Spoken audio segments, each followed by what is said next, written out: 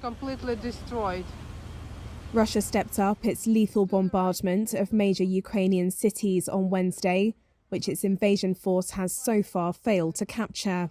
The eastern city of Kharkiv has experienced the most intensive shelling across the country, its centre a bombed-out wasteland of ruined buildings and debris. Russian forces fired a cruise missile into the city council building, according to the region's deputy governor, and footage shows a police department engulfed in flames following a Russian strike.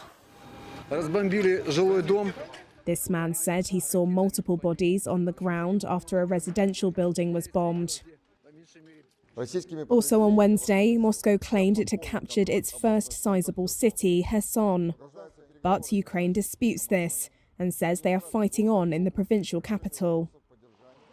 Ukraine's capital city, Kyiv, a city of 3 million people, has held out in the face of increasingly heavy shelling, though Western governments say a huge armoured column stretched for miles along the road to Kyiv has been largely frozen in place for days.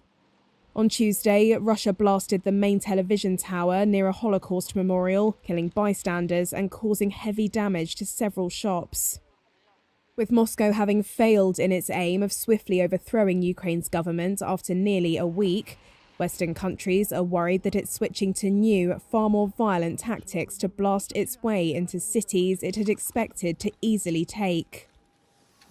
Russia said it had sent delegates for a second round of peace talks in Belarus near the border. But speaking to Reuters, Ukraine's President Volodymyr Zelensky said Russia needed to stop bombing if it wanted to negotiate peace. We are for dialogue, yes, but the least that must happen is the bombardment of people must stop. You simply have to stop the bombardment and then sit down behind the table for talks. Putin ordered what he calls a special military operation last Thursday in a bid to disarm Ukraine and capture what Russia regards as dangerous nationalists. Ukraine seeks closer ties with the West, which Russia calls a threat.